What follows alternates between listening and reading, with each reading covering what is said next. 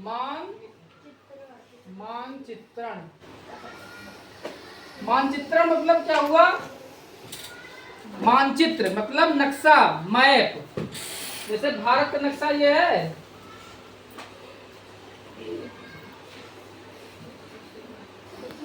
ये हो गया भारत का नक्शा, समझ में आया?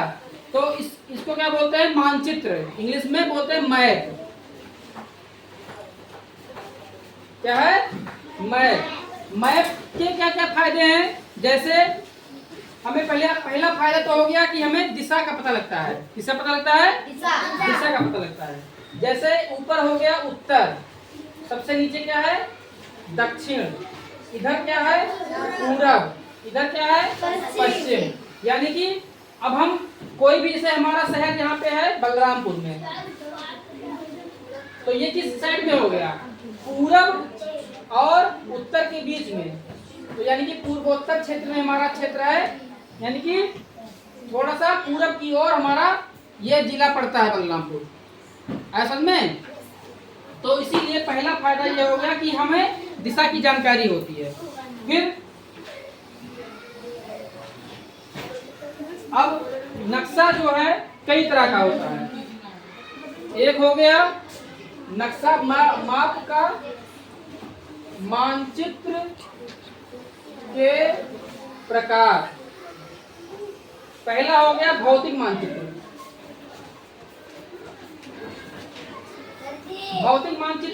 भौतिक मानचित्र में हमें पता लगता है, जैसे उत्तर में क्या है? हिमालय। क्या है? हिमालय। यहाँ पे क्या है? सागर। ये क्या है? सागर। ये क्या है? सागर। यानी कि हमारा भारत देश जो है एक प्रायद्वीपीय क्षेत्र है। क्या है? प्रायद्वीपीय क्षेत्र है, जो कि 3 ओर से समुद्र से घिरा हुआ है और एक ओर क्या है? पहाड़ है। ऐसा स्थान जो 3 ओर से समुद्र से घिरा हो और एक ओर पहाड़ से या स्थल भूमि हो, उस स्थान को क्या बोलते हैं? प्रायद्वीप। क्या बोलते हैं? प्रायद्वीप। अगर ये नक्शा या स्थान चारों तरफ से समुद्र से घिरा होता तो ये क्या कहलाता? द्वीप। चारों तरफ से घिरे स्थल को क्या कहते हैं?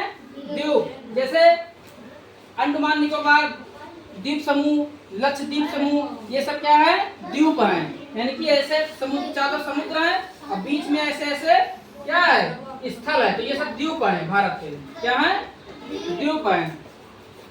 तो एक हो गया भौतिक मानचित्र, ऐसा मानचित्र जिसमें हमें, जैसे कहाँ से यहाँ से गंगा जी निकली है, ठीक है, यहाँ से यमुना निकली है, यहाँ से सिंधु नदी निकली है, यहाँ पे पहाड़ है, यहाँ पे समुद्र है। तो ऐसा मानचित्र जिसमें हमें पर्वत, पठार, मैदान, नदी, महासागर आदि की जानकारी मिलती है, वो क्या कहलाता है? भौतिक मानचित्र।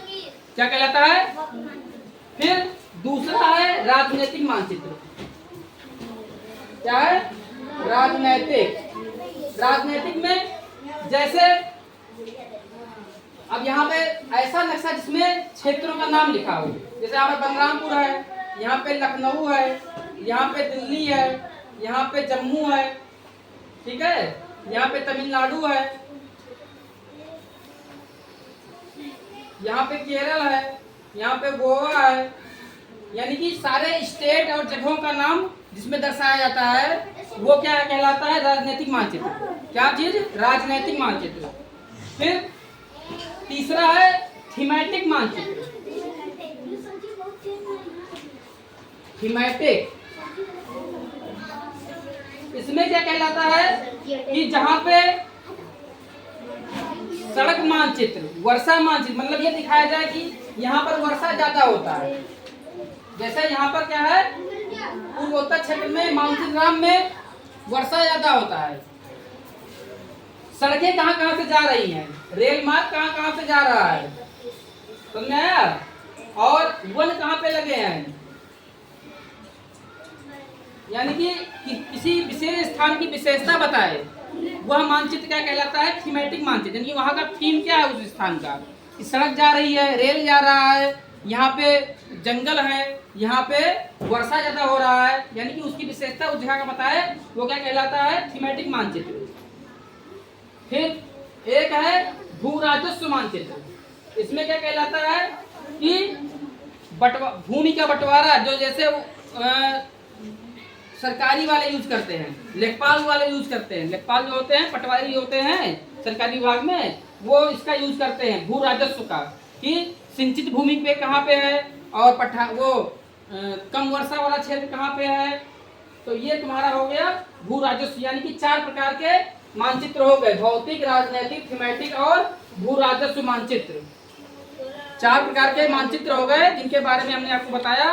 पहला हो गया भौतिक। भौतिक में समुद्र और कहाँ पे किस तरह का क्षेत्र है।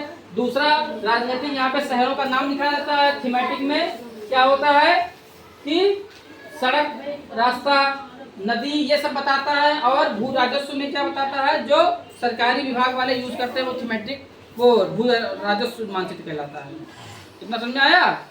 तो इस पार्ट में मानचित्र के बारे में बताया गया कि मानचित्र का यूज हम कब करते हैं, क्यों करते हैं, इसके क्या फायदा है। ठीक।